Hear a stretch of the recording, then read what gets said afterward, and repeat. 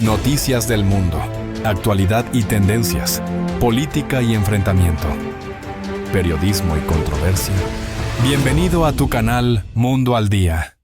Excelentísimos jefes de Estado y de Gobierno, representantes gubernamentales, ciudadanos del mundo. Venezuela atraviesa una coyuntura crítica y decisiva. Tras décadas de lucha cívica para recuperar la libertad y la democracia, el pueblo venezolano está hoy muy cerca de alcanzar sus objetivos. Por eso ahora, cuando se precipitan los acontecimientos, nuestra responsabilidad como líderes populares y legítimamente electos es la de informar a las naciones que integran esta asamblea sobre la verdad de los hechos que acontecen en nuestro país. La vinculación entre política y crimen organizado es un mal que afecta a toda América Latina, pero que en Venezuela ha adquirido su máxima expresión. Nuestra sociedad entera es víctima de la extorsión de una organización criminal que se ha apoderado de nuestras instituciones, recursos y territorio. Según acreditan los organismos de Naciones Unidas y las ONGs, el régimen de Nicolás Maduro practica el terrorismo de Estado y comete crímenes de lesa humanidad. Se estima que entre 2010 y 2022 se realizaron en nuestro país más de 20.000 ejecuciones extrajudiciales. Asimismo, desde las protestas ciudadanas del 2014 se han realizado en Venezuela más de 18.000 detenciones arbitrarias por motivos políticos. Más de 2.500 de tales capturas se produjeron durante los últimos 15 meses, y ello incluye niños, adolescentes, mujeres, ancianos y discapacitados. La tortura, los malos tratos, la desaparición forzada y el hostigamiento a los familiares de los presos son prácticas recurrentes. Al mismo tiempo, nuestra economía ha sido arruinada por esta autocracia criminal. Registramos una de las peores hiperinflación de la historia. 9 millones de personas, un 30% de la población han tenido que emigrar. Entre tanto, el régimen se sostiene mediante negocios criminales, el tráfico de drogas, minerales, metales, armas y seres humanos, junto a muchos otros delitos. Eso ya supera los ingresos petroleros de un sistema criminal que explota y somete a la población en vez de atender sus necesidades básicas. Las consecuencias de este régimen delictivo no operan solo en Venezuela. Sus ramificaciones internacionales son una amenaza real y creciente para la seguridad y la estabilidad del hemisferio. El auge del crimen organizado, los asesinatos políticos, el narcotráfico y la migración forzada así lo acreditan. Esta problemática reviste un carácter estructural y por ende requiere una solución estructural. La piedra angular de esa solución es clara: restablecer en Venezuela la soberanía popular ejercida con toda claridad el 28 de julio del 2024 y acreditada por las actas de votación que hoy custodia el Banco Central de Panamá y que fue violentamente usurpada por Nicolás Maduro. Con nuestro voto, los venezolanos demostramos que estamos unidos en un mismo objetivo: recuperar nuestra democracia, lograr seguridad y prosperidad y vivir en libertad. Para ello, hemos seguido un camino impecablemente democrático y pacífico, pero el régimen criminal desconoció la soberanía popular, la usurpa y se niega a entregar el poder, cerrando así toda vía institucional para el cambio democrático. De ahí que al pueblo de Venezuela, enfrentado como está al peligro de disolverse como nación, no le queda otra opción que forzar la salida de dicho régimen y restablecer el mandato popular y soberano.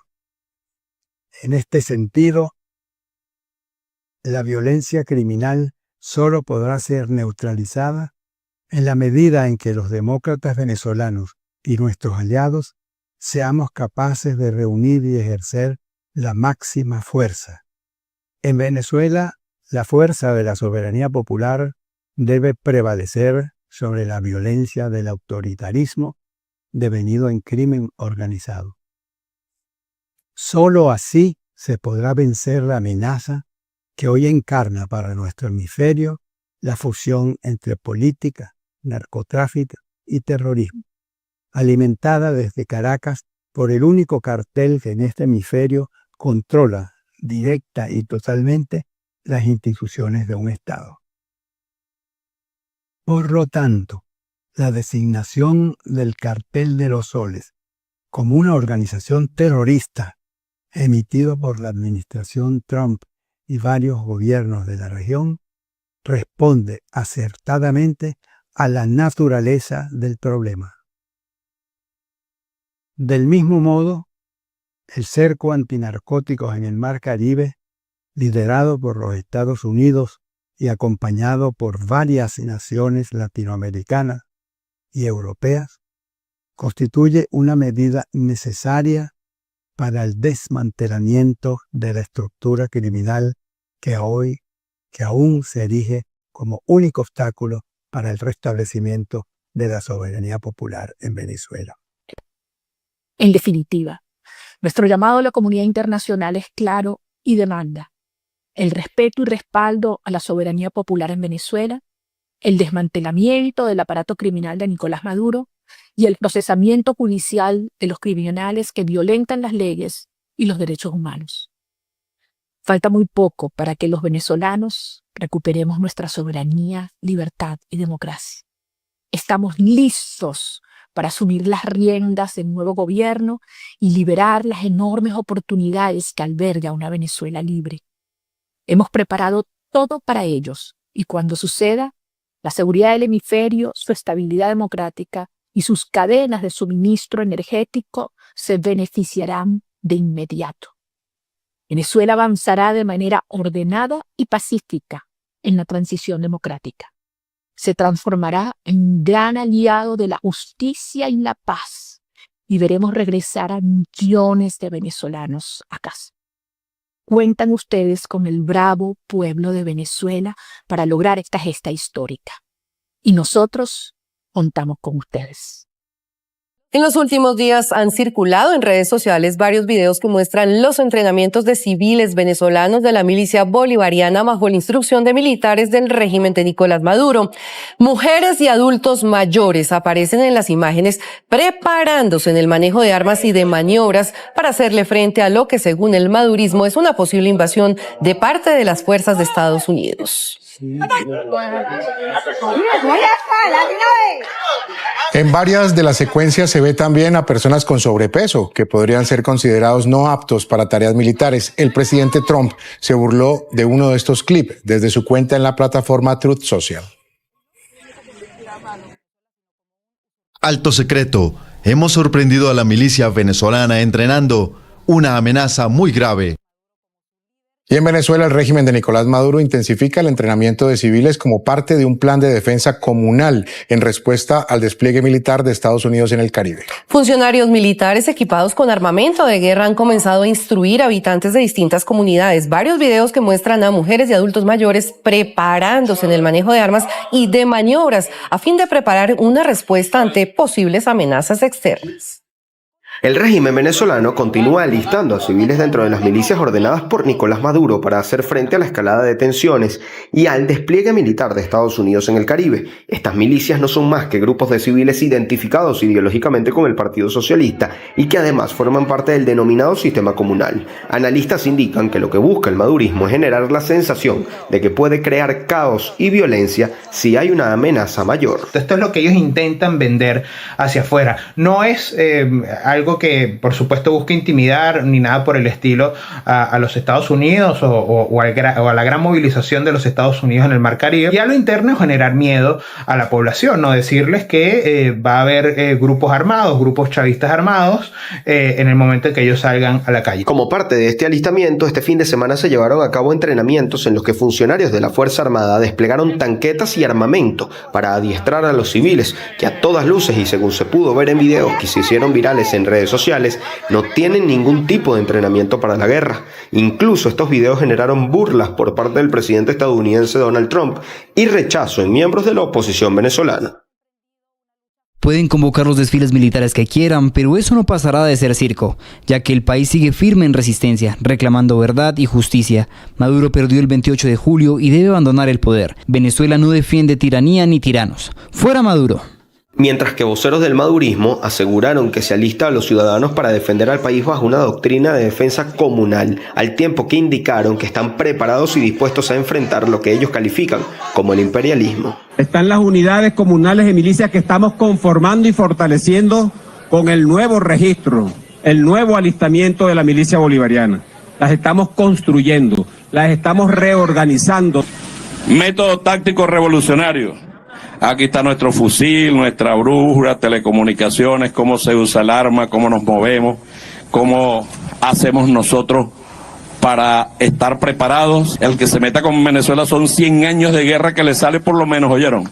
Pero además, defensores de derechos humanos expresan su preocupación sobre la posibilidad de que se arme a civiles en distintas comunidades del país, pues aseguran que esto tiene también un objetivo con tinte político, luego de las amenazas de líderes del madurismo contra la disidencia en el país. Las autoridades venezolanas han venido utilizando como excusa el inicio del operativo antinarcótico de los Estados Unidos en el Mar Caribe para profundizar la militarización de Venezuela y continuar imponiendo por la vía de los hechos el Estado comunal. Y esto además pudiera generar potenciales violaciones a los derechos humanos, porque nuestra Constitución es muy clara al establecer quiénes son los organismos policiales y militares que tienen que realizar labores de seguridad ciudadana.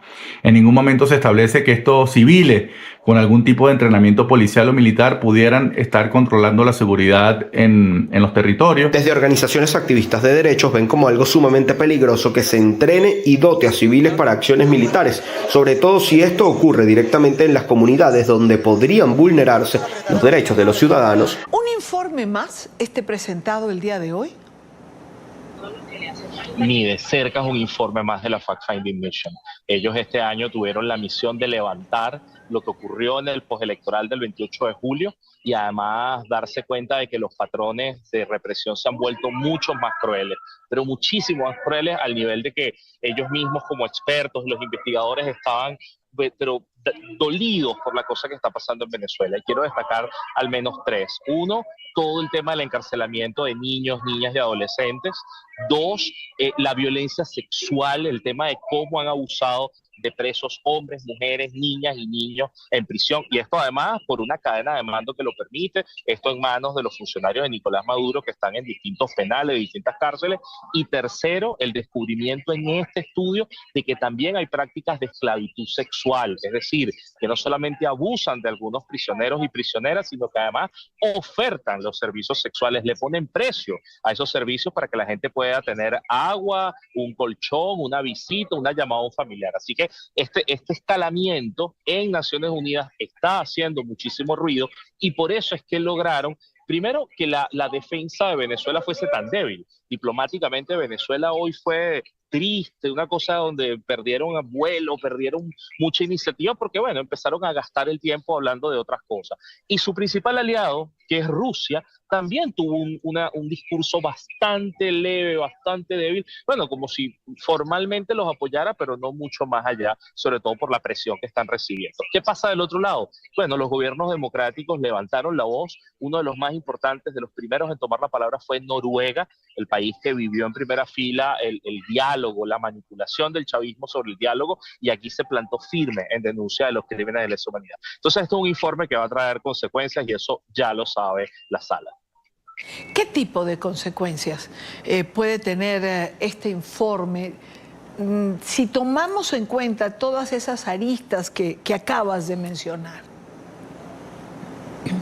Y Dania, los informes de la misión de determinación de hechos son los que han sustentado, por ejemplo, las sanciones individuales contra muchos funcionarios, también algunas sectoriales. Han abierto o han permitido tener contexto para abrir los procesos judiciales en la Corte Penal Internacional o el proceso que se lleva adelante en Argentina, que es un proceso importantísimo de jurisdicción universal. Se pudiesen abrir otros si otras jurisdicciones estuviesen más abiertas a hacerle caso a las víctimas y testigos que están en sus países. Y en tercer lugar, hay algo también que tiene que ver con cómo los aliados del poder ahora se abstienen. Cómo de pronto Brasil le toca ser ambos ladistas, cómo México le cuesta mucho apoyar a Venezuela. Y hoy particularmente ocurrió que Colombia hizo silencio. Y eso también es algo que nos llama la atención, que te lo puedo contar más adelante. Pero también hay una consecuencia, y es que la ONU en sí misma no es un tribunal, la ONU en sí misma no es una policía. Son los estados los que tienen ahora que tomar una iniciativa mucho más fuerte para poder restituir la democracia en Venezuela. No quiero dejar de lado lo que has dicho de Noruega. Noruega promovió diálogos, tendió puentes, intentó ser un vaso comunicante, y que hoy se pronuncie para el régimen no puede ser cualquier cosa, Luis Carlos. No, es muy fuerte, porque además Noruega va en bloque con los países nórdicos que tienen altos estándares de derechos humanos y que además han visto cómo Venezuela ha engañado en otros foros, como en los dedicados a derechos de las mujeres, pueblos indígenas y otros espacios donde ven el comportamiento de Venezuela. Entonces, la sala tiene sus modos, tiene sus maneras de proceder, pero hoy es fundamental porque esta misión de determinación de hechos también anunció que en pocos días va a publicar otro informe. Y no crean que es uno más para la lista, es que este informe es sobre cadenas de mando en la Guardia Nacional Bolivariana.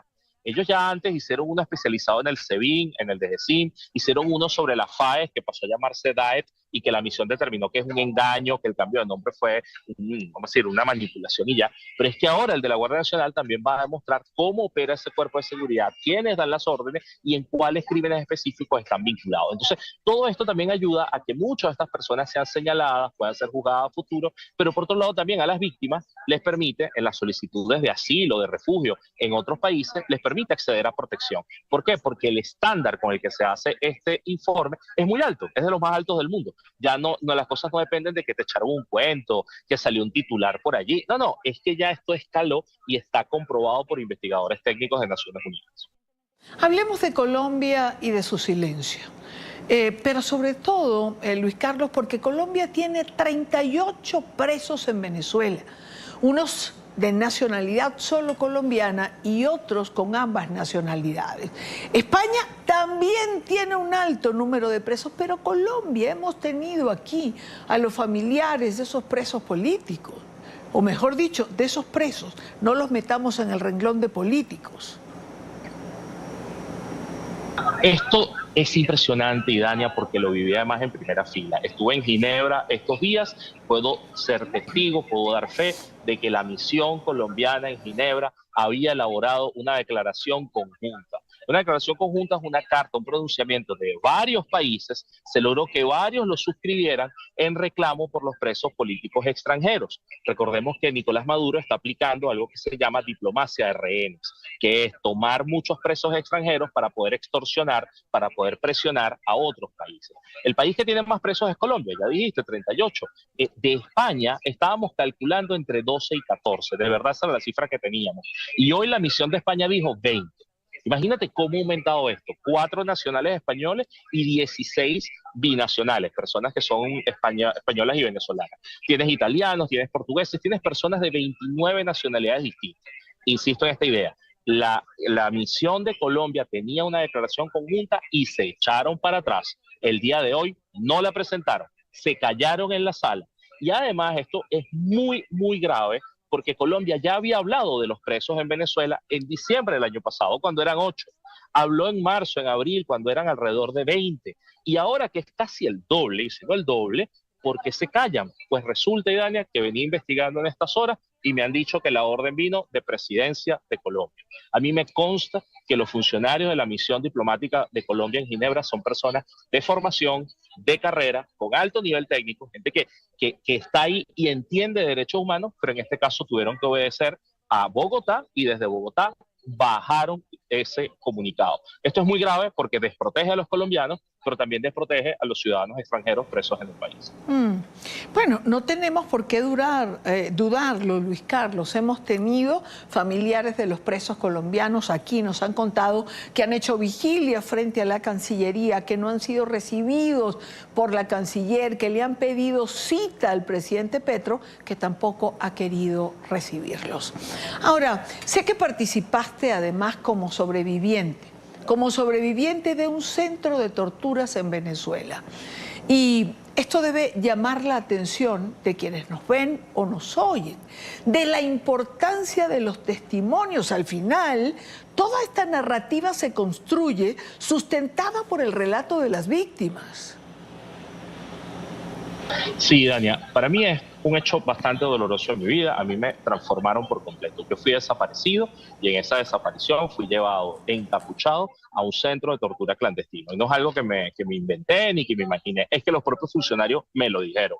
Me estaban llevando a un lugar que yo no podía saber dónde estaba. Y el propio director del CEBI en ese momento lo llamó una casa segura. Imagínate la hipocresía que es llamar los centros de tortura clandestinos casas seguras. Ese es el término que usa el CEBI. ¿Qué es lo terrible de esto? Que en los informes de la misión, yo aparecí en el del 2021, en el 22 y en el 23. Y en el primero, en el año 2020, ellos detectaron al menos 12 casas de tortura distintas, 12. Unas del SEBIN, unas del DGCIN. Con el paso de los años, algunas las convirtieron ya en cuarteles, en comandancias, ya son lugares formales. Imagínate lo desfachatado que es el gobierno venezolano. Pero en mi caso, el centro de tortura donde yo estuve no ha sido encontrado todavía. ¿Y sabes qué es lo terrible, Dania? Que a mí me han reportado presos de esta etapa postelectoral, que fueron llevados a un lugar que se parece mucho al centro donde yo estuve. Y a mí me llevaron en 2019. O sea, han pasado 6 años y no lo consiguen, no los desmontan y más bien el gobierno venezolano lo fortalece. La dictadura, el régimen, usen el término que ustedes quieran, fortalecen esta práctica y sí, se han llevado nuevos presos a estos lugares y bueno, se van convirtiendo las personas en sobrevivientes y algunos no. Se mencionó la cifra de 92 centros de tortura al día de hoy. No, Idania, esa es una cifra que mostré yo ante el Consejo. Hice un conteo de todos los centros de reclusión en Venezuela.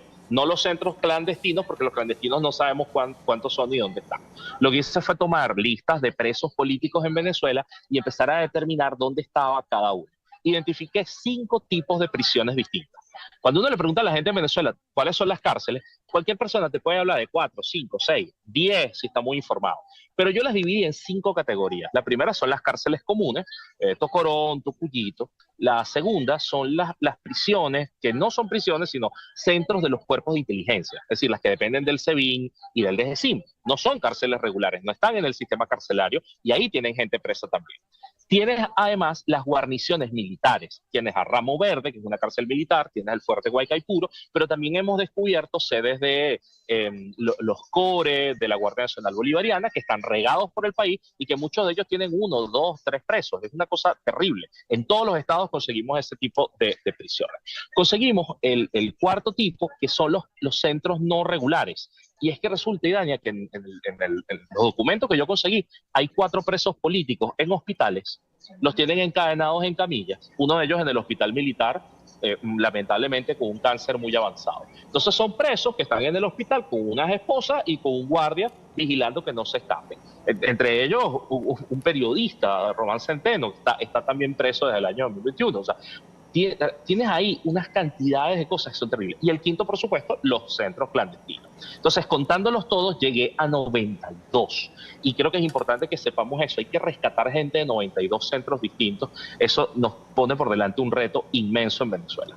Por supuesto que nos pone un reto por delante. Y en estas circunstancias, en el aquí y el ahora, mucho más, cuando la incertidumbre es lo que maneja los días por venir. Es decir, ¿qué pasa o no pasa? Vivimos haciéndonos esa pregunta a lo largo del día sin que tengamos una respuesta. Rescatar de 92 centros distintos venezolanos presos, Luis Carlos. Yo siento que la gente lo que sienta que hay cierto espíritu de cambio, como por ejemplo lo hubo el 29 de julio, van a ir a las prisiones a buscar a sus familiares. Y creo que por un lado no nos van a alcanzar las lágrimas y por el otro lado tenemos que estar preparados también con cámaras fotográficas, con videos, con teléfonos para poder grabar todos esos momentos. El foco puede estar puesto en el Helicoide, por supuesto, que es como la rotunda del chavismo, ¿okay? Que es un centro ícono. El foco puede estar puesto en Tocorón, en Tocuyito, esas máquinas de horrores, en Rodeo 1, que es un centro de tortura gigante. Pero pensar que hay pueblos en un estado del país como Yaracuy, donde hay 3 o 4 presos y todos están en cárceles distintas. Todos, uno está en la sede de la policía, el otro está en la sede de la Guardia Nacional, el otro está en la sede del CICPC, y están ahí como rehenes, y quizás viven hasta de ellos, de lo que tienen que pagar los familiares para llevar comida, medicina. Pues es mucha gente la que hay que respetar. Pero cuando hablo de preocupación, Idania, es porque tenemos que lidiar con un montón de normalizadores, un montón de blanqueadores, un montón de gente que cree que esto no es grave, que esto es tácito, que de esto no hay que hablar, que no hay que incomodar al poder, que lo mejor es, bueno, negar la realidad para poder llegar a un acuerdo, un diálogo abstracto. Y los normalizadores preocupan. ¿Sabes por qué? Porque muchos de ellos están aliados a grandes capitales económicos, al lobby de los bonistas, de los petroleros, de gente que le interesa normalizar una dictadura, estabilizarla. Y ahí es donde nosotros podemos hacer incidencias. Porque el chavismo lo conocemos su naturaleza, pero la naturaleza de la gente que se reacomoda con el poder para ganarse unos puntos, para ganarse una licencia de importación, que está haciendo el juego de ver cómo estabiliza este sistema que empobrece, que encarcela, que esclaviza mujeres presas políticas para vender sexualmente. O sea, eso tiene que estar visible para la gente. Por eso la preocupación. Hay muchas cosas por hacer. Claro, por supuesto. Ahora, después de escuchar a Marta Valdiñas, después de leer el resumen de este informe, después de escucharte a ti en la tarde de hoy, siempre me pregunto con qué hígado los normalizadores se sientan con funcionarios del régimen o nos piden a los venezolanos no hablar de ciertas cosas. Y siempre me pregunto, ¿se puede dialogar con alguien? O con representantes de un régimen que es capaz de hacer a los venezolanos todo lo que hemos estado escuchando desde la mañana de hoy. Ellos plantean algo que es decir que en un diálogo tú tienes que juntar a los moderados de cada lado. Que si tú juntas a los moderados de cada lado, todo se resuelve. Y eso es una falacia. Primero, porque lo que hace la oposición es tratar de quebrarla y decir que hay unos radicales, entonces los radicales son los que piden democracia y libertad, y hay unos moderados que, bueno, son los que están callados, los que el chavismo les regala unos curules, les regala un partido político, gente que no reclama, que no protesta. Entonces, eso ya es una primera falacia. Pero la segunda falacia es pensar que en el chavismo hay moderados. ¿Y por qué llevo la discusión a este punto, Idania? Porque es que los ves por un lado negando la existencia del cartel de los soles, por otro lado negando los crímenes de lesa humanidad, por otro lado negando la crisis económica, la crisis humanitaria. Entonces al final es gente que no vive en la realidad, que se niega. Y lo peor es que sus propios compañeros que están en prisión, porque el chavismo encarcela a los suyos, sufren lo mismo. En estas víctimas que la fact-finding ha determinado, hay gente del chavismo. Hay gente que de pronto un día alguien le dio la gana y lo detuvieron, lo desaparecieron, lo torturaron, le están cobrando a la familia para pasarle una colchoneta, o sea, los roban, los extorsionan, viven exactamente lo mismo. Entonces yo siento es que hay que generar la suficiente presión, y por eso es lo importante la presión internacional, como para que el sistema cambie, para que el sistema diga, oye, al final va a ser mejor vivir todos en democracia y establecer Estado de Derecho, que darle unas burbujitas de poder a unos cuantos enchufados. Entonces, ese creo que es el modelo de país que tenemos que vender, y sí es posible que mucha más gente se sume. Bueno, ojalá se sume mucha más gente, Luis Carlos. Ojalá la presión funcione, porque bueno, en realidad, si contamos con algunos aliados, bueno, tenemos el caso del presidente Petro, lo mencionabas tú igual, ¿no? Cuando no se le pone atención a familiares de presos políticos. Sabes, Idania, que jamás tiene 48 rehenes, 20 de ellos siguen con vida, 28 lamentablemente han fallecido, y el chavismo tiene más de 89 rehenes extranjeros, y no se arma un escándalo internacional. Yo creo que hay cosas por las que tenemos que reclamar mucho más. Coincido absolutamente contigo, 89 rehenes, pero hay quien prefiere mirar para otro lado. Luis, muchísimas gracias. Gracias por atendernos. Sé que estás entre aeropuerto y aeropuerto. Gracias por estar con nosotros. Gracias a ti, gracias por poner en el foco esto, y siento además que si podemos hacer ruido con otros gobiernos, sobre todo Colombia y España, para que al menos luchen por sus nacionales y también por los venezolanos, pero por lo menos por sus nacionales, ya dejaremos de normalizar muchas cosas. Ojalá y así sea. Te mando un abrazo grande. A ver, el informe habla de al menos 30 muertos y más de 2.200 detenidos durante las protestas postelectorales del 2024. Incluso hablan de 12 muertes directamente relacionadas a cuerpos de seguridad. Es lo que está saliendo en este momento en ese informe. Muchos de ellos opositores y familiares de ellos. ¿Qué nos dice esto de la evolución del aparato represivo del Estado y además de su capacidad para seguir castigando a cualquier voz crítica? Porque sin duda ha habido una escalada en los últimos meses. Bueno, efectivamente la misión de determinación de hechos de Naciones Unidas presentó su informe. Es un informe bastante detallado. En ese informe yo quiero destacar 4 cosas que me parecen importantes, 4 elementos que plantea el informe.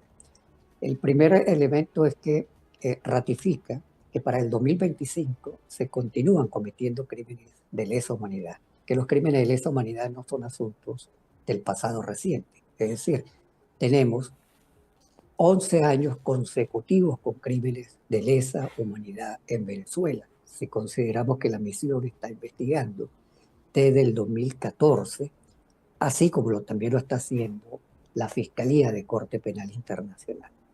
En segundo lugar, la misión precisa que de sus investigaciones hubo 25 muertes en el contexto de las protestas los días 20, 29, 30 y los primeros días del mes de agosto. Ahí quiero destacar lo que también plantea la misión, la enorme impunidad en estos casos. Una impunidad a tal nivel que, por ejemplo, el caso de José Aníbal Romero Salazar, un joven que fue asesinado presuntamente por funcionarios de la Policía Nacional, del cuerpo DAE de la Policía Nacional en Carapita, ni siquiera aparece en el listado de las personas que fueron asesinadas en el contexto de las protestas, en el listado presentado por el fiscal general de la República.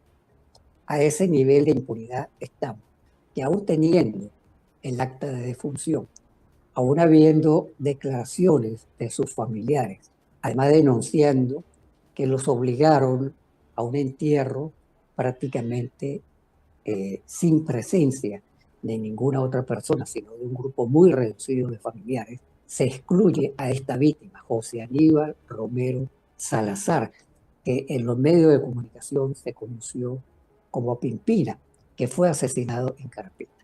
El tercer elemento que quiero precisar es que continúan las desapariciones forzadas. Y dentro de estas desapariciones forzadas, incluso familiares que son detenidos, cuando se va a buscar a una persona, no se le consigue y se llevan a los familiares. Aquí tenemos personas que han sido detenidas y desaparecidas familiares, incluso por edades superiores a los 80 años, e incluso niños y adolescentes que han sido sometidos a este tipo de detención. Y finalmente, lo que plantea el informe, como todo el aparato del Estado, todo, absolutamente todo el aparato del Estado, vinculado al sistema de justicia, poder judicial, Ministerio Público, Defensoría del Pueblo, la propia defensa pública, forman parte de una política sistemática de represión en Venezuela, que no cesa, que se va profundizando, que cada día se hace más aguda en los métodos, tanto de malos tratos, tortura, desaparición forzada, aislamiento prolongado de las personas, es decir, un cuadro de derechos humanos bastante grave que se mantiene. Como dije al principio, 11 años consecutivos de crímenes de lesa humanidad. Sí, el presidente Donald Trump llegará esta noche a Nueva York. Para su intervención, este martes ante la Asamblea General de Naciones Unidas. El secretario de Estado Marco Rubio se encuentra ya en la ciudad para sostener reuniones de alto nivel. Al término de un encuentro centrado en la búsqueda de una solución al problema de la violencia ejercida por las pandillas en Haití, el embajador de los Estados Unidos, allí precisamente en Haití, reveló en NTN24 que 2 temidas pandillas haitianas han sido designadas como organizaciones terroristas por Washington. Estarían cooperando con el Cartel de los Soles, la red criminal que está vinculada directamente al régimen de Nicolás Maduro en Venezuela. En el lugar de la noticia está nuestro enviado especial a Nueva York, Roberto Macedonio. Roberto. Sí, ¿qué tal? El embajador de Estados Unidos en Haití asegura en entrevista con NTN24 que las pandillas que operan ilegalmente en esa nación, creando inseguridad y caos, y que han sido designadas como organizaciones terroristas extranjeras por Estados Unidos, tienen cooperación con el Cartel de los Soles, encabezado por Nicolás Maduro. Ha dado detalles sobre cómo estas bandas operan entre sí y, sobre todo, asegura que tanto las pandillas haitianas como el Cartel de los Soles y el régimen de Venezuela suponen una amenaza para la seguridad en la región. Lo ha dicho al término de un encuentro presidido por el subsecretario de Estado Christopher Landau en la Asamblea General de Naciones Unidas con la delegación haitiana, un encuentro que buscaba poner soluciones al problema de inseguridad que atraviesa ese país. Escuchen.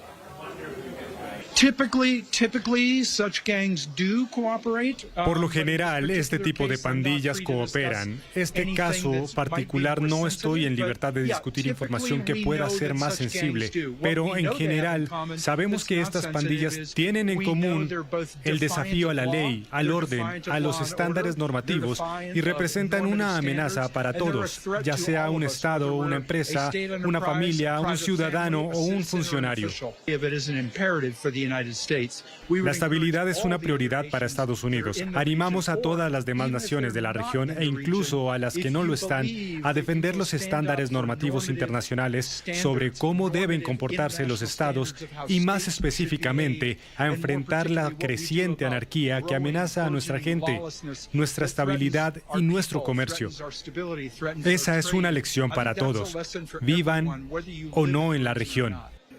Y en el Foro Concordia, desde donde estamos transmitiendo un importante encuentro del que NTN24 es canal aliado, en el que se habla sobre democracia y también inversión en América Latina y crecimiento económico, el exdirector de la Inteligencia Nacional de Estados Unidos, John Negroponte, quien además fue embajador de Estados Unidos ante las Naciones Unidas aquí en Nueva York, asegura que cuando él estuvo al frente de la inteligencia estadounidense tuvo pruebas fehacientes de que el régimen venezolano exportaba droga a Estados Unidos, a México y a Europa a través de vuelos. Así lo ha explicado. Además, asegura que el despliegue naval que está llevando a cabo en Estados Unidos en el Mar Caribe puede ser efectivo para combatir al Cartel de los Soles.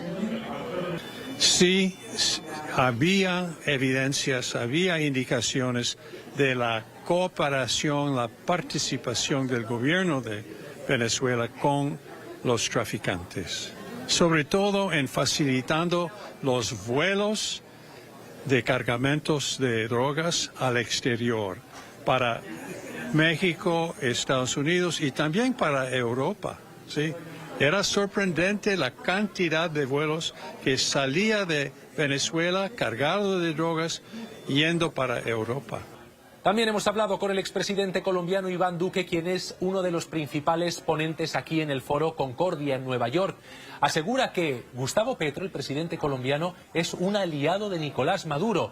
Y sobre el futuro del dictador venezolano, dice, más le vale buscar refugio en otro país porque sus días, para el expresidente Duque, están contados. Él está angustiado porque está bajo presión. A él en este momento le tienen el pie en el cuello. Primero porque se cumplió algo que era evidente y necesario, la declaratoria del Cartel de los Soles como grupo narcoterrorista. Segundo, se aumentó la la recompensa a $50 millones. Pero además se han empezado a hacer operaciones de carácter militar en contra del narcotráfico, que es la primera vez que Estados Unidos militariza su lucha contra el narcotráfico. Hoy vemos muchos países de América Latina que también han declarado al Cartel de los Soles como una agrupación terrorista. Entonces, la ofensiva que hay contra el narcotráfico, la presencia que hay de fuerzas de Estados Unidos en el Caribe, lo tiene a él en un nivel de presión que él no conocía, y ahora lo que está es tratando de arrodillarse buscando una salida diplomática, cuando en realidad la única salida que le corresponde a un terrorista es el sometimiento a la justicia. Entonces, más bien que vaya buscando dónde va a pedir asilo. La expresidente de Costa Rica, Laura Chinchilla, también es otra de las panelistas de este Foro Concordia en Nueva York. Hemos hablado con ella sobre la carta que Nicolás Maduro envió a la Casa Blanca pidiendo diálogo. Una carta de la que la portavoz de la Casa Blanca, Caroline Leavitt, asegura estaba llena de mentiras. Pues bien, Laura Chinchilla dice que nunca es tarde para el diálogo, pero que el régimen de Nicolás Maduro es el primero que pone dificultades en establecer un diálogo, que no hay voluntad desde el régimen de Nicolás Maduro para una transición hacia la democracia y que es fundamental que más naciones se sumen al reconocimiento del Cartel de los Soles como organización narcoterrorista para combatir al régimen de Maduro. Yo creo que ya a estas alturas resulta muy poco creíble. Me parece que lo que es claro es que Maduro se siente verdaderamente desconcertado, verdaderamente presionado por lo que está pasando, y entonces está manejando muchas cartas al mismo tiempo. También sigue provocando, también sigue reprimiendo, de manera que siento que más que una propuesta creíble es parte de las distintas cartas que está en este momento poniendo sobre la mesa.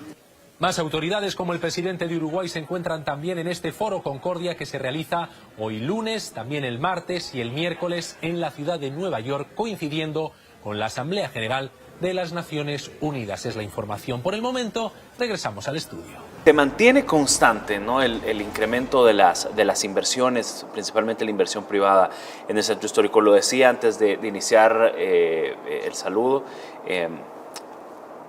Cada vez que voy al centro histórico encuentro algo nuevo. ¿Cómo avanza?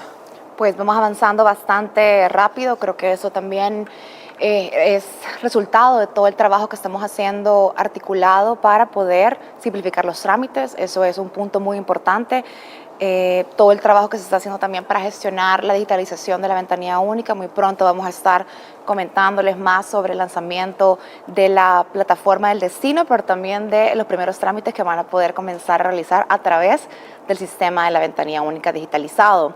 El propósito es justamente dinamizar la economía e incentivar el desarrollo también socioeconómico del área, y que esto al final se ve reflejado en la creación de nuevos empleos formales, ya sea directos asociados a la operación diaria del nuevo comercio o asociados también a la construcción, que esto es muy importante, y a eso se le agrega la cantidad de proveedores que también tienen estos nuevos comercios o estos comercios que están pues reinvirtiendo en su establecimiento, que dinamizan más la economía del área. Bueno, lo que antes era una zona marcada por el abandono, por el miedo, por el dominio también de las estructuras criminales, ahora se ha convertido en un símbolo de transformación urbana, de turismo, pero también de una vida muy económica y muy cultural. ¿Qué nuevos negocios, nuevas marcas de pronto le han estado apostando los últimos días al centro histórico y se han llegado a instalar ahí? Pues tenemos muchos emprendimientos salvadoreños que nos llena de mucha alegría, la verdad, como cada vez más los salvadoreños y también nuestros hermanos de la diáspora están regresando a invertir en su país. Podemos hablar de Maestro Taquero, que es un lugar de comida mexicana. Los emprendedores salvadoreños son bastante jóvenes y se inspiraron mucho, obviamente, en la gastronomía mexicana y como nos encanta como salvadoreños. Y los tacos. Claro, los tacos, sí, las tortas, los burritos, sí, la sopa, etcétera. Y lo están fusionando pues con ingredientes locales y también mezclando un poco esas recetas y haciendo esta fusión interesante. Este está ubicado justamente por el Banco de Vivienda en la plaza, por la Plaza Morazán. Justamente está en la Plaza Morazán, está la vivienda enfrente, cruza a la izquierda y ya va a encontrar a Maestro Taquero. Luego también tenemos La Espada, un restaurante que tiene de verdad un menú impresionante. Yo los invito a poder ir a La Espada, está detrás del mercado Hula Hula está en un edificio histórico, el edificio del Manuel, que lo están restaurando. De hecho, la oferta gastronómica que ellos tienen es pues, una combinación de argentina, española, tienen muchas carnes. Esto es justamente un restaurante de nuestros hermanos de la diáspora. Ellos migraron a España por todo el clima de inseguridad, de la delincuencia, las pandillas, y ahora están regresando pues justamente a apostarle al país y a ofrecer también un poco de toda la carrera gastronómica que ellos han ido desarrollando en este país.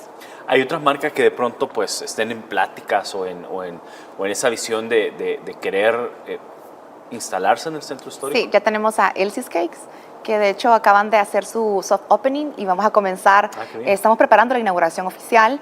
A la par está tacos de los güeros, que también son salvadoreños que le están apostando a la gastronomía mexicana y la diversificación y pues todo el atractivo que tiene. Frente a ellos está también Dante, que se está llenando muchísimo, llegan muchos tiktokers, de hecho yo me asombro mucho de la afluencia de visitantes que está generando. Tienen croissants, café y otros dulcitos más también para que puedan disfrutar las personas. También es un emprendimiento salvadoreño. Ya pues creo que es de conocimiento de todos que se viene Starbucks, se viene pues una nueva también versión de Pizza Hut, un poco más afín a la infraestructura del centro histórico y a todo lo nuevo. Respetando el patrimonio. El patrimonio, ¿no? Sí, estas marcas lo que están haciendo realmente es restaurar el patrimonio. Creo que como personas naturales no dimensionamos el esfuerzo que requiere y la inversión también monetaria que requiere restaurar un inmueble con valor histórico, sobre todo de inmuebles que tienen décadas de haber estado completamente abandonados o con usos que lo que hacían nada más era deteriorar el patrimonio. Entonces, estas grandes compañías están viniendo, sí, los están restaurando y los están poniendo al servicio de los ciudadanos y sobre todo que están generando este nuevo volumen de empleos formales en el área que tanto necesitábamos. Hay, digamos, opción de o interés de inversión en mobiliario, por ejemplo, en inmobiliaria o en hospedaje, apartamentos, hoteles. Sí, de hecho ya está por comenzar a construirse también en un inmueble con valor histórico en el pasaje Montalvo, la primera torre de apartamentos para un concepto de Airbnb. Están apostándole mucho a la restauración. Es un edificio que también representaba varios daños, pero que gracias a la intervención que van a hacer ya va a quedar pues nuevamente restaurado y rehabilitado para el uso. Tenemos también pues hoteles y otros también que ya entraron en trámites. Que no están en pláticas. Ya, no están en pláticas, ya están en trámites, ya están pidiendo la calificación del lugar, entre otros, pero que no lo puedo mencionar. Lo van a revelar. Sí, correcto. Ahora bien, oficinas, por ejemplo, hay digamos, opción, hay interés de pronto de marcas que deseen poner sus oficinas en el centro histórico. Sí, de hecho hemos atendido a 2 call centers grandes del país, justamente para poder ampliar el espacio que tienen y tener de sede el centro histórico, tomando en cuenta que pueden abarcar muchos jóvenes y personas adultas que necesiten un trabajo y que puedan hablar también otro idioma o que si bien puede ser una marca en español, que estén en áreas colindantes y que puedan comenzar a trabajar ahí. ¿Cuántos trámites han recibido solo de proyectos en lo que va de este año, de 2025? Más de 250. ¿Y eso se traduce en millones? A cerca de 25 millones. Yo iba a decir ya la cifra grande, que son cerca de 170 millones desde que iniciamos operaciones como institución. Ahora bien, hay rubros que son de pronto los que más se están moviendo. Recuerdo que en su momento hablábamos de servicios, cafeterías. ¿Han identificado ustedes los rubros que de pronto son de mayor interés? Sí, servicios siempre sigue siendo el número 1, sobre todo en ofertas para el turismo y la cultura.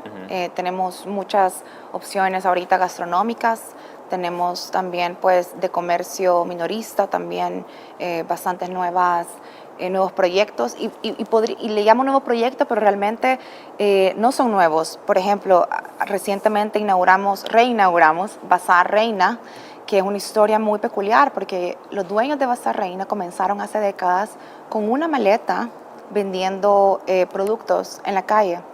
Luego consiguieron un espacio pequeño en el centro, luego el espacio que tienen ahorita. Nunca habían decidido remodelar o hacer una inversión en poder pues mejorar las condiciones con las que estaban comercializando. Sin embargo, pues en vista de toda la seguridad que se está viviendo, todo el entorno favorable para las nuevas inversiones, decidieron reinvertir, readecuar, y de esta forma pues ya tienen otro estilo, otra imagen, etc. Bueno, renovaron la imagen, ¿no? Sí, renovaron la imagen también, hicieron una renovación total.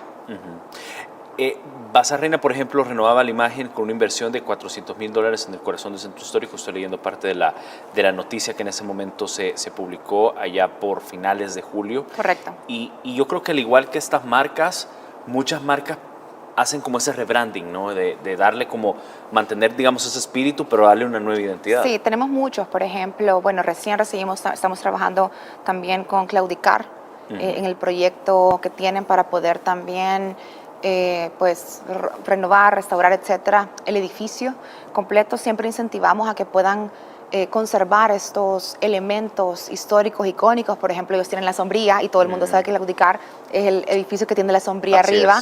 Incentivamos a que dentro de esta nueva renovación que vayan a hacer no se pierdan también pues todos estos elementos históricos que lo caracterizan.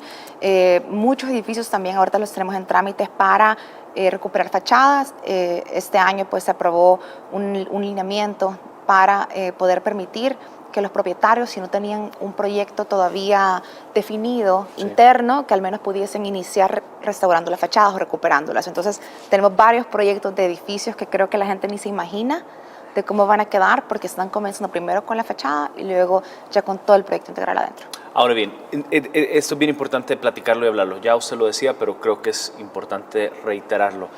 Las inversiones que llegan al centro histórico no es que vayan a botar el edificio y construyan una infraestructura nueva. Es decir, se tienen que acoplar a la identidad histórica del lugar. Correcto, se tienen que acoplar. De hecho, desde el más pequeño hasta el más grande, respetar también, por ejemplo, si estás colindante a un inmueble con valor patrimonial, pero el tuyo no lo es, sí tienes que acatar ciertas colores de una paleta que ya está establecida para inmuebles con valor histórico dentro del centro. Entonces hay ciertos lineamientos que sí estamos asegurándonos que se cumplan, porque el propósito no es, por ejemplo, no es demoler y rehacer, veamos con qué se puede trabajar y sobre todo si el edificio tiene valor patrimonial. Y eso lo cumplen, es decir, ustedes lo garantizan, ¿no? Tienen que aprobarlo. Sí, no, correcto, tienen que aprobarlo. Nosotros estamos monitoreando constantemente los proyectos cuando están en ejecución y de esta forma nos aseguramos que justamente el patrimonio se ponga en valor, no se destruya y que al contrario le sume también al atractivo de estos comercios. Vamos a hacer la pausa, la primera de esta noche. Al regresar venimos hablando de la revitalización. ¿Cómo avanza? Hay diferentes fases y recordemos que esta es desde que inició el presidente Nayib Bukele con su gestión se propuso recuperar los espacios públicos del país y uno de los mayores logros sin duda ha sido la revitalización integral de todo el corazón de la capital, que es obviamente el centro histórico. Quédese con Bolívar. Sabemos que esto va a comenzar también a habilitar una nueva zona de desarrollo con una nueva dinámica también económica bastante interesante. Luego pues la plaza gastronómica también, que próximamente se va a estar anunciando cuándo se va a inaugurar, y yo sé que va a ser un espacio que los salvadoreños van a amar, porque desde la infraestructura, que se hayan usado materiales de vidrio, por ejemplo, que puedas estar siempre en contacto con el exterior, que no se sienta encerrado como solíamos construir antes, que todo era encerrado por la delincuencia, por las pandillas, y que ahora esté más abierto y accesible al público, va a marcar también una gran diferencia. Se está avanzando también en la construcción del Cine Libertad, tomando en cuenta que el Cine Libertad no es solamente un cine, sino que también va a tener ciertas áreas de espacios públicos, pero también va a tener pues ya todo este esquema de educación también para artes visuales, que es muy importante para el país, porque también viene a dinamizar el tipo de empleos a lo que los jóvenes podrían también estar aspirando a aplicar. ¿Cómo visualizan, por ejemplo, el Parque Simón Bolívar? ¿Cómo lo proyectan? Pues este parque, no sé si han podido ver fotografías, pero de verdad es es una belleza porque hay mucha vegetación, muchos árboles, hay también, va a tener acceso a sanitarios también la población, y tiene también un espacio que es como una pequeña, digamos, caseta. La iluminación, los materiales, va a tener también un área de juegos de calidad para niños. Entonces, sí va a ser un punto muy importante, sobre todo porque estamos hablando que desde el Parque Cuscatlán, sobre el corredor Rubén Darío, haces una parada en el Parque Simón Bolívar y luego puedes continuar caminando hacia la Plaza Gerardo Barrios. Ahora bien, con la Plaza Universitaria, por ejemplo, que sabemos que es uno de los proyectos también importantes que ahí está y está avanzando, ¿cómo se visualiza? Quizás para que también los salvadoreños tengan una idea. Pues dentro de la Plaza Universitaria se van a tener diferentes establecimientos de oferta gastronómica. Toda la gestión la está realizando la Dirección de Obras Municipales. La DOM. Sí, así que en este momento hay cierta información que nosotros no manejamos. Claro, que es DOM directamente. Correcto. Sí. Ahora bien, igual también me imagino yo que la remodelación del Cine Libertad, que es una de las cosas también que muchos salvadoreños están esperando, pues. Sí, se espera que este año se pueda tener la primera etapa. Sabemos que es un proyecto robusto, como mencioné, no solamente es una infraestructura con un cine, va a tener también un espacio público, una plaza, ciertas áreas también para establecimientos comerciales, la parte también para poder enseñar y dar clases de artes visuales también dentro del conjunto, porque básicamente es casi un conjunto el que se está trabajando, así que es un proyecto bastante ambicioso que sabemos que a nivel social también y de cohesión social va a generar un impacto bastante significativo en la población. ¿Qué otros proyectos se están haciendo de remodelación que vale la pena destacar esta noche en el centro histórico? Bueno, pues se sigue avanzando con todo el cableado subterráneo del lado de la zona suroriente, cerca del Calvario, esa zona que por mucho tiempo estuvo pues con muchos problemas de transporte, de congestionamiento, entre otros.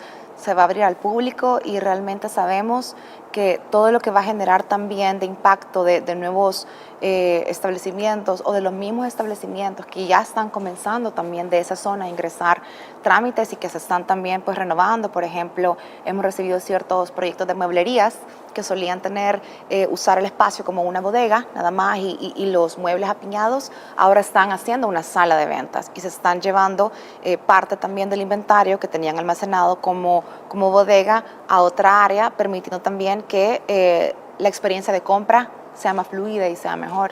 Claro. El centro histórico sin duda se mantiene como uno de los principales destinos turísticos de nuestro país, y yo creo que en los últimos días, y debido a también la cantidad de actividades que se han registrado, pues todavía incrementa más aún la cifra. ¿Cómo se está posicionando el centro histórico si hablamos de turismo? Si hablamos de turismo, realmente este año hemos crecido muchísimo. Solamente en la semana agostina cerramos con más del 35% versus el 2024. Nosotros habíamos hecho ciertas proyecciones de crecimiento y habíamos proyectado el 8% siendo conservadores, pero realmente nos asombró muchísimo la cantidad de personas que aún abajo de la lluvia, que eso es muy importante, pues todo lo que se genera a través de actividades religiosas, como lo era el 5 y el 6 de agosto, pues también genera una dinámica bastante interesante y bastante diferente al resto de actividades culturales que se propician. Fue impresionante realmente ver a todas las personas en la Plaza Gerardo Barrios con una sombrilla abajo de la lluvia, presenciando todos los actos solemnes afuera de la catedral. ¿Qué actividades turísticas se generan alrededor del centro histórico? Sabemos obviamente que hay atractivos como la Binades, como el Palacio, pero a veces veo diferentes proyectos que son pequeños, que son de emprendedores, que también hacen que te abone más a toda la experiencia turística del centro histórico. Por ejemplo, yo la vez pasada tuve la oportunidad de que venía una visita de España a conocer acá, y una de las cosas que me gustó, por ejemplo, es que habían como trencitos que te hacen el tour. Sí. Entonces, que son proyectos chiquititos, pero que a la hora, digamos, de embonar a toda la estrategia de turismo grande, pues suma. De hecho, también están los carritos, que le llamamos los carritos clásicos. Los carritos clásicos, sí. También ese proyecto es de un grupo de hermanos también, hermanos lejanos de la diáspora, son salvadoreños que igualmente regresaron al país. trajeron este proyecto le apostaron al país y están ahorita funcionando y sumándose también a todas las experiencias que uno puede vivir cuando va al Centro Histórico de San Salvador. De verdad que es otro rollo esos carritos, porque uno siente también que estás en otro país y en otra época, sí. Porque en ciertas películas que yo veía antes de pequeña y veía que paseos en Nueva York a caballo y también como ese gran carruaje, ahora los pueden realizar acá, y lo importante también es que le van dando datos históricos de los lugares en los que van haciendo las paradas, ¿verdad? Y pues eso también continúa generando nuevas fuentes de empleo, porque ellos han contratado a motoristas que puedan apoyar también en todo esto. ¿Qué otros proyectos de pronto de turismo se ven ahí en el Centro Histórico? Bueno, el CEDART para mí es un espacio increíble, es como bien lo dice mi estimado Paul, es la vitrina de los artesanos, es un espacio que está tratando también de preservar todo este mundo de las artesanías, también de las técnicas artesanales ancestrales que han venido estos artesanos, que ahora muchos de ellos ya son diseñadores y exportan grandes cantidades también de artesanías salvadoreñas, de productos salvadoreños, que vale la pena también que como salvadoreños apoyemos. Todo el mundo que no ha ido al CEDART, de verdad, un fin de semana, no le va a tomar mucho tiempo y se van a empapar también de todas estas técnicas para hacer artesanías. También tienen un espacio muy, muy bonito de una expo privada de productos de Fernando York también, que es parte de nuestra historia, es parte de nuestra cultura, y hay un salón inmersivo donde también pues, se puede tener una experiencia un poco más interactiva con ello. El ambiente tranquilo, ordenado, permite obviamente que todos los visitantes puedan caminar de noche, de día, en la tarde, explorar, digamos, todas esas plazas iluminadas que tiene el Centro Histórico, disfrutar de toda la gastronomía local, que es lo que decía mi invitada esta noche, y sobre todo participar en todas las agendas culturales, porque algo que tiene el Centro Histórico es que nunca está muerto. Claro. Siempre está vivo. Creo que está más vivo que nunca. Sí. Como bien decimos, es el corazón de San Salvador. Creo que late poco a poco un poco más sano. Estamos también articulando mucho trabajo con el Ministerio de Cultura. Desde el Ministerio de Cultura están haciendo un trabajo increíble en continuar impulsando nuestras tradiciones, el folclore, lo que nos hace salvadoreños. También con Secretaría de Cultura, tenemos articulación también con el Ministerio de Turismo, con Corsatur. Entonces, con ello lo que tratamos es justamente eso, que los salvadoreños tengan experiencias siempre en el Centro Histórico y sobre todo que estas experiencias continúen construyendo en nuestra cultura y arte. Ahí estamos viendo, de hecho, todas las actividades que se celebran y que se dan en el CEDAR, ¿no? Sí, esta actividad la hicimos en el marco de Semana Agostina. Hay diferentes talleres también que se realizan. Creo que esto es vital. Bueno, yo que soy madre de una niña de 6 años, que ella conozca nuestra esencia y nuestra historia, para mí es sumamente importante para poder preservarla justamente y que vaya pasando de generación en generación. Estas actividades creo que también cuando uno las realiza en familia te unen también un poco más, así que si nos están viendo padres de familia, creo que es una muy buena oportunidad para que el fin de semana puedan llevar a sus hijos y puedan conocer mucho más del país. En el CEDAR encontrás todo tipo, y estamos viendo las imágenes, encontrás todo tipo de manualidades, artesanías, todo elaborado de manos salvadoreñas. Correcto, todo elaborado de manos salvadoreñas, importando también que tienen un espacio en el que pueden ver la historia de esas técnicas artesanales, pero también las artesanías que a nivel mundial han ganado premios. Que también hay muchas, ¿no? Hay muchísimas que la gente no las conoce. Para que también se vaya a dar usted una vuelta a CEDAR. Vamos a irnos a la pausa, quédese con nosotros y al regresar venimos hablando sobre la simplificación de los trámites que obviamente permiten agilizar todas las inversiones en el Centro Histórico. Ponga mucha atención, si usted es de la diáspora y de pronto pues tiene ese interés de venir a invertir aquí en El Salvador y usted ha dicho, me quiero colocar en el Centro Histórico y mi mirada de inversión va para allá. Pues de eso venimos hablando, le vamos a contar a detalle el paso a paso que usted debe con esa intención de invertir en El Salvador y ha visto el Centro Histórico como esa joya que usted debe de poner sus inversiones ahí. Les cuento, hay toda una iniciativa de simplificación de trámites para agilizar todas las inversiones en el centro histórico. Hablemos de esta iniciativa. Correcto. Desde hace 2 años, justamente cuando iniciamos operaciones como institución, una de las grandes apuestas y misiones que nosotros teníamos justamente era la simplificación de trámites. ¿Por qué? Porque uno de los objetos por los cuales fuimos creados como institución era propiciar el desarrollo socioeconómico. Entonces, en torno a ello, comenzamos a planificar como institución hacia dónde, qué acciones teníamos que tomar para hacerle honor a ese gran objetivo que teníamos. Uno de ellos fue comenzar todo el trabajo de simplificación de trámites. Hemos logrado reducir el 44% de pasos que no tenían ningún tipo de sustento jurídico. Es decir, no es que se hayan extraído pasos que no son importantes, sino que se han extraído pasos que, por ejemplo, cuando nos sentábamos con todo en la mesa técnica de entre abogados, economistas, etcétera, y hablábamos de esto, todos me decían, bueno, es que esto se pedía porque hay 30 años pidiéndolo, pero no hay algún artículo, no hay algún reglamento, una ley, etcétera, que lo respalde o que lo sustente. Entonces, comenzamos a trabajar todo este proceso de la mano con el organismo de mejoras regulatorias y con eso también incluso hemos registrado más de 45 trámites como institución dentro del Registro Nacional de Trámites. ¿Qué genera esto? Pues da certeza jurídica de que todas las decisiones que se toman en torno a los trámites que ingresan tengan respaldo. Y la decisión que se toma sea completamente transparente. Entonces, todo está debidamente sustentado, todo tiene su respaldo jurídico y creo que eso es lo que también genera más confianza al momento de invertir. Ahora, otro punto también muy importante en medio de todas estas mesas técnicas es que hemos estado trabajando justamente desde hace 2 años todo un gran proyecto de digitalización de los trámites, que es lo que hablaba en el segmento 1, porque no tenía sentido avanzar en simplificar si tampoco se tenía una herramienta tecnológica que ayudara todavía más a simplificar y a migrar un poco del papel a lo digital, que eso no quiere decir que la institución ya no va a recibir ningún tipo de proyecto que sea, digamos, análogo, o que si llega una persona y nos comenta que no sabe usar la plataforma no se le va a atender, al contrario, sabemos que se va a hacer un proceso gradual como todo en esta vida, pero también sabemos que esto va a venir a de verdad que potencializar aún más toda la inversión que se está realizando en este momento. ¿Cuántos contabilizados millones de dólares de inversión privada se tienen en ventanilla única? Se tienen cerca de 170 millones de dólares.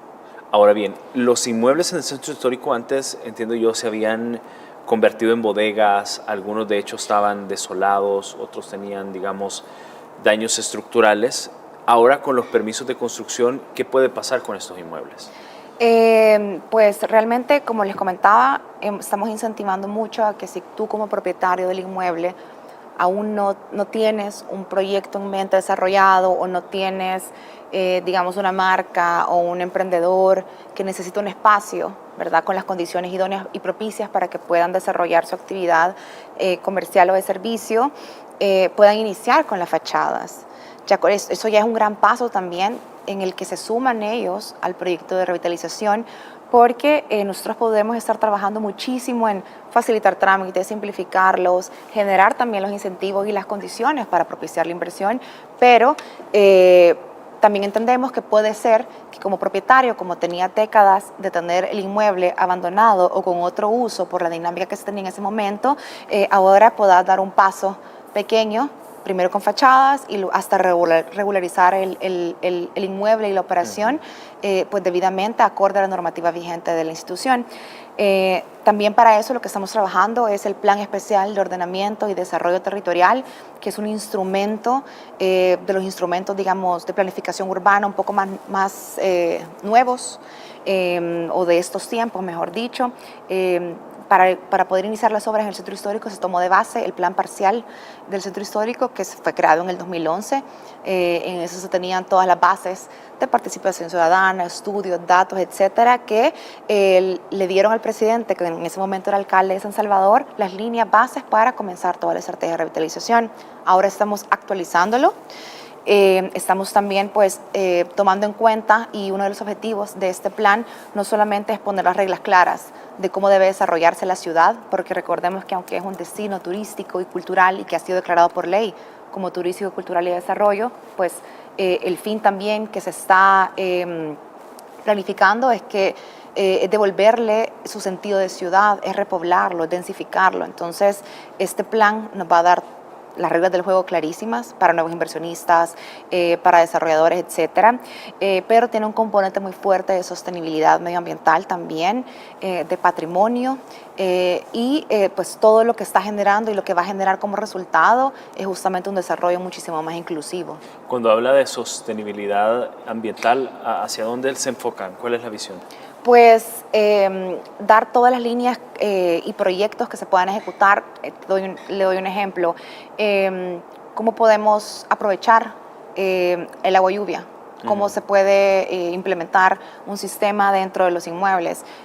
¿O será que si se certifican como inmuebles ecoamigables, por ejemplo, podrían tener incentivos o no podrían tener incentivos? O sea, todo esto nos lo va a marcar justamente el plan, estas grandes líneas de hacia dónde ir redirigiendo todo. Ahora bien, la forma, digamos, de cómo se ha trabajado en la ventanilla única es bastante, digamos, amigable, intuitiva, es decir, no es muy compleja como de pronto pueden existir en otras plataformas, es decir, no hay donde perderse, pues. No, de hecho yo ya vi los primeros demos, los preliminares, y me impactó la calidad del desarrollo. Es una empresa salvadoreña la que está desarrollando, de hecho, claro. Y me impactó de verdad. Y eso es ventaja, porque son salvadoreños que saben cómo los salvadoreños se comportan. Correcto. Sí. Todo muy intuitivo, todo muy moderno también, la interfaz, de verdad que yo entré y sabía cómo hacerlo todo sin haber visto antes la plataforma. Obviamente tengo ya el bagaje de todo el trabajo que hemos estado ejecutando, pero sí está bastante intuitiva. Sabemos que va a ser un golazo total. Lo estamos trabajando en diferentes idiomas también, tomando en cuenta la afluencia de consultas que hemos tenido de inversionistas internacionales. Y ya próximo espero estar acá enseñándoles cómo funciona, cómo pueden accesar y todo para que puedan comenzar a invertir. Claro. ¿Cuál es el perfil, digamos, del inversionista en el centro histórico? Es decir, la mayoría son de la diáspora, hay parte guatemalteca. ¿Cómo es el perfil, digamos, de quien está viendo el centro histórico como atractivo ahorita? Realmente, quizá alrededor del 90-95% es salvadoreño de diferentes edades. Ahorita estamos viendo muchos jóvenes emprendedores que le están apostando. Yo digo jóvenes de 30 años, obviamente. ¿verdad? Sí, claro. Somos jóvenes. Somos jóvenes todavía, no, pero mucho joven apostándole a su país, sí. Que me parece bastante interesante porque creo que habíamos dejado también como jóvenes de ver el país como un país próspero para invertir, y estamos volviendo a ver los ojos hacia afuera y exportar más. Tenemos también personas de afuera de la capital. De hecho, hace poco también inauguramos Pastelo, que nos comentaban que ellos habían iniciado a producir pan, entre otros productos, pero que tenían muchísimo esta idea de poder comenzar a tener un lugar para poder atender. Un establecimiento. Ellos, correcto. De poder ellos atender directamente al salvadoreño, y ellos no son de la capital, por ejemplo. Entonces, tenemos una variación bastante grande, y creo que lo importante, y lo que yo siempre digo cada vez que alguien me pregunta qué pienso de cómo se está moviendo todo, es que al final estamos trabajando todos para la generación de empleos formales, que esto ha venido también a dinamizar el sector, por ejemplo, de construcción, sí. Que está incrementando cada día más en porcentaje de lo que representa de ingresos para el país. Y también muchos emprendimientos se están viendo beneficiados porque se vuelven proveedores también de estos lugares, y quieras o no, pues esto inyecta también aún más la economía de ese lado. Claro. Hablemos de pronto. Bueno, me dice producción que vamos a hacer la última pausa. Vamos a hacer la última pausa, en efecto, y al regresar venimos hablando de cómo el centro histórico también se está posicionando como modelo de éxito en el exterior, porque yo creo que muchos países preguntan cuál fue el secreto, qué hicimos, sí. Porque yo creo que eso es también importante. Y lo otro es cómo se ha vivido la independencia también. Hemos visto que el centro histórico se abarrotó de salvadoreños disfrutando con los hermanos Flores y todo, y también hubo actividades que se desarrollaron el fin de semana que también vale la pena. Qué bien, ¿no? Porque ese tipo de cosas, creo yo, directora, que nos posicionan, hablan muy bien del Salvador. Correcto. O sea, realmente es muy bueno. ¿Cómo el Centro Histórico de San Salvador se está posicionando como un modelo de éxito en el exterior? Me imagino que hay muchas preguntas que de pronto muchos países tienen de cuál es el secreto, de qué hicimos. Sí, bueno, en los últimos meses hemos recibido muchas consultas de Sudamérica. Tenemos, por ejemplo, de Barranquilla, recién fuimos también a visitar Zipaquirá, que es donde se encuentra la Catedral de Sal. Tenemos también personas que están en alcaldías, por ejemplo, en Argentina y en otros países que nos preguntan cómo hicieron, porque nosotros estamos ahorita en el momento en el que ustedes comenzaron. O sea, nosotros vamos para atrás y no para adelante como ustedes. Y algo que nos pasó mucho a nosotros es que solíamos tener estos hermanos mayores, le decíamos nosotros, de ciudades modelos, centros históricos modelos también, que veíamos de referencia, incluso cuando se creó la autoridad del centro histórico. Por ejemplo, está la autoridad del centro histórico del DF, está también la de Panamá, la de Lima, etc. Y ahora ellos nos están volviendo a ver a nosotros y preguntándonos por los avances, ¿verdad? Cómo hemos logrado tanto en tan poco tiempo. Nos han estado invitando también a muchos foros internacionales. Hace un par de semanas estuvimos también pues en Colombia en un foro de urbanismo internacional, era iberoamericano. Nos pidieron justamente que expusiéramos el caso de la revitalización del Centro Histórico de San Salvador frente a muchos urbanistas, entre ellos, por ejemplo, grandes urbanistas del Ayuntamiento de Barcelona, de Zaragoza, y todos realmente sorprendidos y aplaudiendo mucho el trabajo hasta el momento. Es uno de los casos de éxito en regeneración urbana más grandes o más actualizados de estos tiempos, y eso también nos llena de orgullo como salvadoreños, porque de pasar a ser el país más peligroso, de pasar a ser el país que lo primero que te decían cuando decías que eras salvadoreño era, las maras, ahora es, correcto, ahora es, wow, ¿qué están haciendo? ¿Cómo lo están haciendo? Hoy dicen Bukele. Correcto, hoy todo es Bukele, porque quieres o no, también él se convirtió en parte de la marca y de la representación de los salvadoreños. Claro, claro. Ahora bien, ¿hay de pronto algún acompañamiento que nosotros como país estemos dando, digamos, a la renovación o a la transformación de algún centro histórico en concreto en el mundo? Iniciamos ahorita con Zipaquirá.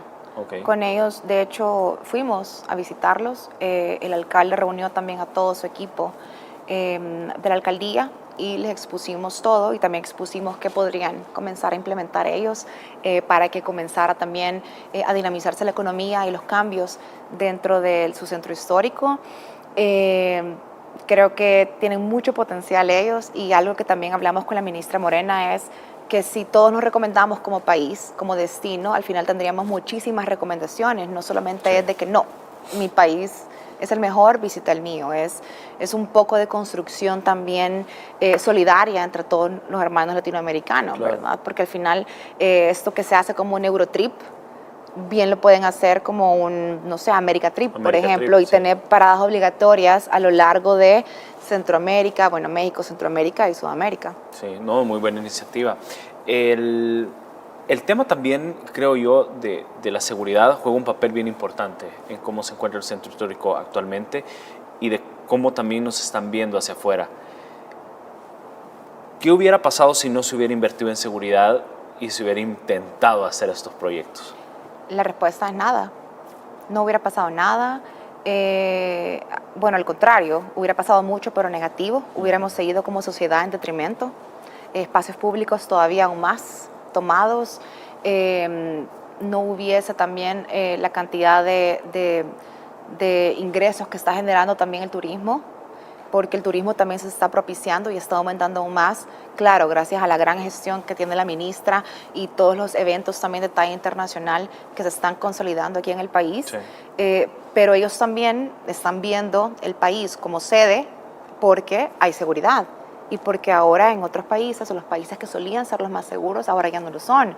Y nosotros que solíamos ser uno de los más inseguros, pues ahora somos uno de los más seguros. Y es de lo que todos hablan cuando vienen en las diferentes entrevistas, atletas, artistas, etcétera, es me sentí seguro en todo momento. Bueno, la mayoría de artistas que por supuesto vienen a conciertos, uno de los temas que de hecho se detienen en medio de las canciones es para hablar de la seguridad del Salvador, ¿es cierto? Es que eso nos ha dado paz también como salvadoreños, ha propiciado que nuevamente como salvadoreños comenzamos a emprender. Sí. Hubo una época en la que ser emprendedor era casi un suicidio, porque sabías que iban a llegar a tocar tu establecimiento y te iban a pedir renta, por ejemplo. Claro. Entonces eso también fue haciendo que como salvadoreños le tuviéramos miedo a emprender, comenzamos a escondernos un poco más, pero eso también ha propiciado justamente estas nuevas generaciones de empleos que estamos viendo hasta el momento, y que también comencemos a usar los espacios públicos como escenarios culturales para poder seguir construyendo en torno a nuestra historia. Totalmente.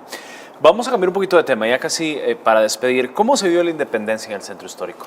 Fue una fiesta, fue como lo que es, una fiesta, también la fiesta para celebrar que somos salvadoreños, no solamente la independencia, el orgullo de ser salvadoreños, el civismo también en torno a ello. Y eso no paró ahí, o sea, tuvimos muchas actividades también a lo largo de la semana. Dimos por inaugurado este fin de semana el primer museo al aire libre que se construyó. Es una museografía visual que realmente lo que hace es retratar la historia de la evolución que ha tenido cada plaza, la Plaza Gerardo Barrios, la Plaza Morazán y la Plaza Libertad, y también los cambios que han tenido y las reconversiones que han tenido los inmuebles alrededor. Por ejemplo, en esta expo van a poder ver una fotografía de la primera Casa Blanca que estuvo donde ahora se está construyendo el Cine Libertad. Entonces, también van a poder ver dónde estuvo la primera antena de radio, que fue en la Plaza Libertad, cuando solía llamarse el Parque Dueñas, y antes Plaza Mayor, etcétera. Entonces, creo que es bien importante que también como salvadoreños vayamos conociendo más la historia, los orígenes también del centro histórico de San Salvador, las épocas también de bonanza que se tuvieron, cómo se desarrolló todo, qué pasó, corrientes arquitectónicas, las reconversiones también de edificios, de inmuebles, y que de esta forma pues vayamos también preservando esta memoria histórica. Totalmente. Hay diferentes actividades que también se han realizado el fin de semana, ¿no? Que yo creo que también vale la pena platicarlas. Vale la pena platicar que se realizó un desfile de bandas, también de bandas de paz. De verdad que el talento de los jóvenes a mí me sorprende. Y bueno, llevé a mi madre, y mi madre me decía que ella lo había hecho cuando estaba joven en Sonsonate, por ejemplo, de Sonsonate. Entonces, que volver a ver a los jóvenes tocar la trompeta, tocar los instrumentos en la calle, con música también muy nuestra, le daba escalofríos. Y creo que esto es importante porque al final son costumbres que se fueron dejando un poco de lado. Se perdieron, ¿no? Y que ahora como país estamos haciendo el esfuerzo nuevamente de darle su valor, ¿verdad? También tuvimos una caminata fotográfica muy icónica con Fotoflores. Okay. Esta es la segunda caminata fotográfica que se realiza. Estas están teniendo mucho éxito. La verdad es que nos sorprendió mucho la convocatoria. Fotoflores con la Dalia se han unido para poder ser estos hosts de este tipo de actividades. Son más de 100 personas las que se reúnen, se hacen caminatas, conocen un poco más del centro, de la historia, ingresan a ciertos inmuebles, toman fotografías y pues realmente de verdad que nos llena de mucha felicidad ver que jóvenes también se estén sumando a ese tipo de actividades. ¿Cómo fue la primera caminata? La primera caminata fue increíble porque fue quizás Fotoflores, ellos estaban quizás como un poco tanteando el terreno, cómo se movían, pero recibieron más de 100 personas que querían formar parte de. Lamentablemente no tenemos brazos para poder dividir los grupos, porque al final estas caminatas lo importante es que tener grupos pequeños de 15, 20 personas para que vayan con un guía también, y que el guía, además de que estén tomando fotografías las personas, vayan escuchando un poco más de qué fue este edificio, quién lo construyó, cuál es la corriente arquitectónica, qué pasó en este lugar, ¿verdad? Entonces, sí nos estamos preparando para una tercera. y la idea es que eso se pueda hacer de forma recurrente y permanente. Claro, de modo que pues por lo menos un cierto tiempo exista una carrera de Correcto. estas. ¿Cómo se visualiza el centro histórico, digamos, al cierre de este año? ¿Qué es lo que han logrado y cómo lo ven para el próximo? Es decir, en el corto plazo. Pues se viene la vía navideña.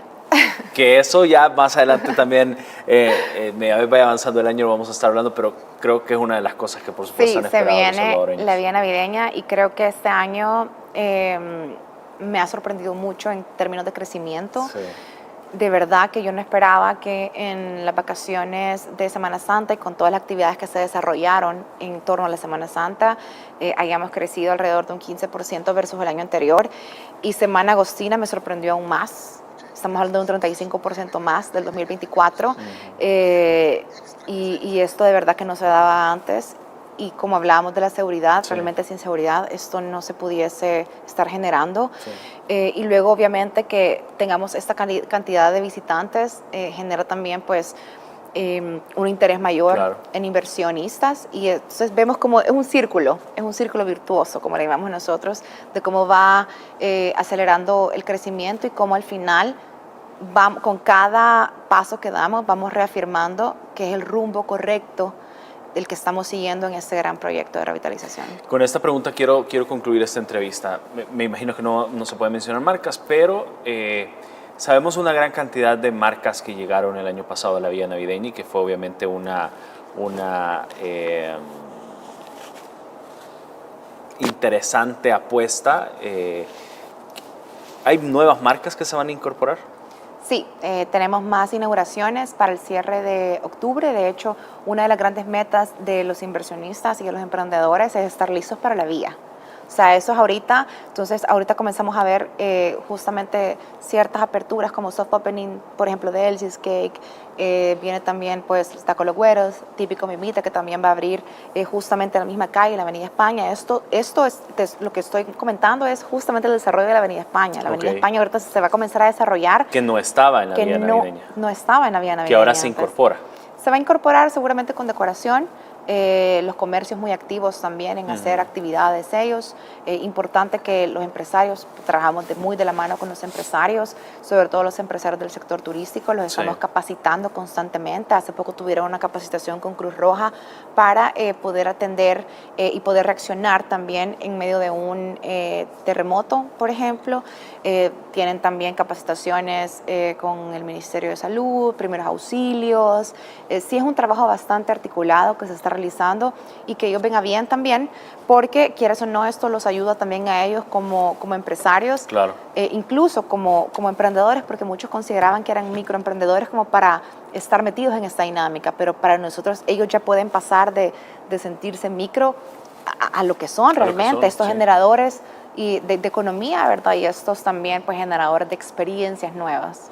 Directora, quiero agradecerle por su tiempo esta noche y por contarle a todos los salvadoreños pues todo lo que están haciendo y lo que por supuesto se viene en los próximos meses. Gracias de verdad por estar con nosotros. Gracias a ustedes por la invitación y como saben todos, atentos por favor a todas las redes sociales del Centro Histórico de San Salvador, todas las actividades que tenemos, las joyitas escondidas que la gente todavía no ha explorado, muy importante. El Centro Histórico y los establecimientos no solo están en las principales plazas, yo quizás los incentivaría y los motivaría a explorar, a redescubrir.